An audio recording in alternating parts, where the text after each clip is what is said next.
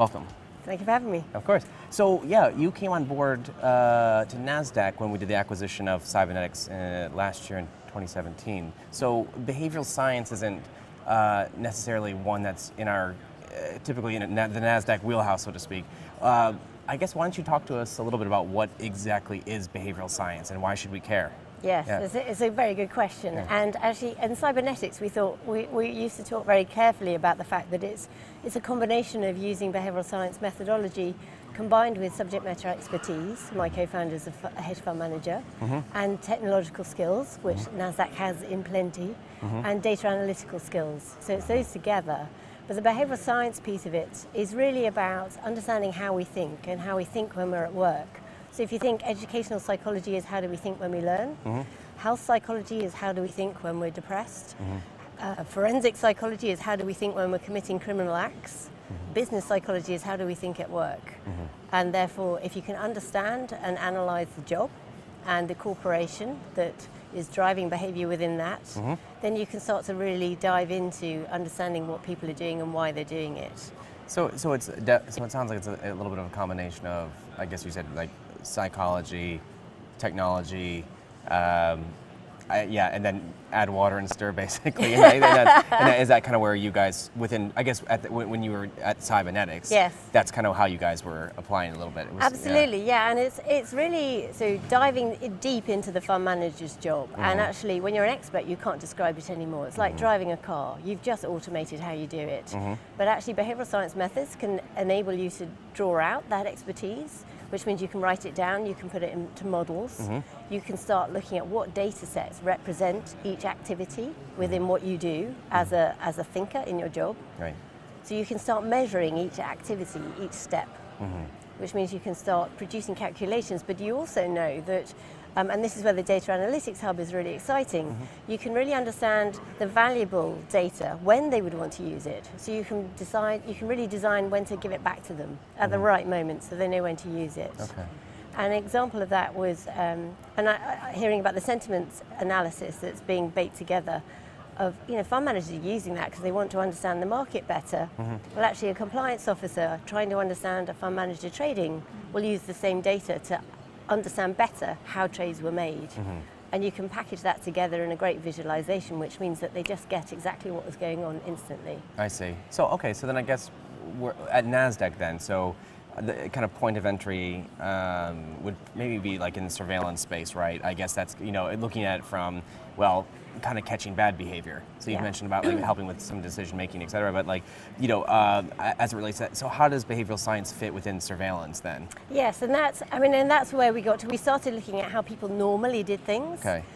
Really understanding the activities they did when they were doing fundamental analysis, what data sets did they look at, when did they do that, how did they draw on it, put it together. And it was the head of compliance at the hedge fund we were working with who said, well, if you're looking at those normal patterns, then you can show me when they're doing something abnormal, which might be an example of really great expertise in trading, might be that they know something that perhaps they shouldn't have done, and that's what I need to go and have a look at. And that's how compliance, the Compass tool came about. It was really understanding what those anomalies were, and then also understanding the compliance officer's job and how they think. What looked suspicious to them meant that we could design heat scoring factors to make it faster. And again, it's that behavioral analysis of what a compliance officer's job is. What do they look at? What do they think matters? And again, it's through conversation and interviewing and drawing out the expertise that you start to gather those factors. And then we test it back with other experienced compliance officers, and they all agree that they're the right factors to use, which means you know that you have a model that's scalable. So do you, I'm curious, does this mean then it's compliance officers who are quite keen and interested in this, but also human resources as well, right? Yeah, so the way we went about it, because we were really analysing the job that somebody did, actually what you're pulling out is knowledge, skills and abilities to do the job. And actually there's a huge branch of behavioural science which is about psychometrics and doing that job analysis. So if you do understand the knowledge, skills and abilities to do the job, that means you know how to recruit better and smarter. You can design your training programs to get them up to the level of expert that your existing fund managers are, just that bit faster. So there's huge capability, and if you I think about the fund manager as the kind of like a hub job at the center of the organization, and everything they do, everyone's looking at. Right. The compliance officer looking at them, the risk officer's looking at them, the CIO's looking at them to understand asset allocation, recruit, HR, how do I recruit, how do I train them better, how do I retain them? They're all trying to understand what this person is doing, who's an expert, not necessarily very good at explaining what they do because they're an expert. I see. Okay. And actually it's great for them because you can start revealing to them, actually this is how you think, and you can put it on a screen and share that, which means salespeople can talk about it more effectively. And the fund managers themselves can have a better conversation with their teammates about why they think it's valuable or they're actually making a mistake.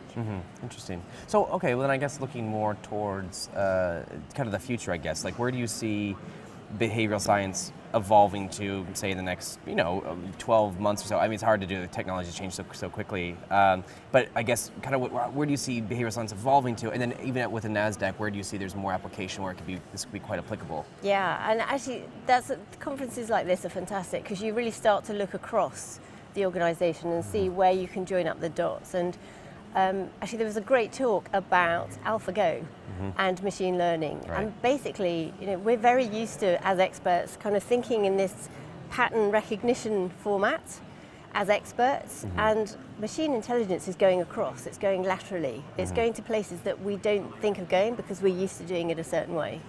Now that doesn't mean to say we can't go across as well. Right. And I think we can encourage that, and by looking across Nasdaq and looking at the different data sets, and I've had great conversations here with people in different departments saying, oh actually, I can see how we could complement each other and we can start to supercharge what each other does. So I think there's huge opportunity in being able to look across and leverage machine learning and human capabilities to do that. Interesting. Okay, great. Well, thank you so much for talking to us today. A pleasure. Rewrite tomorrow.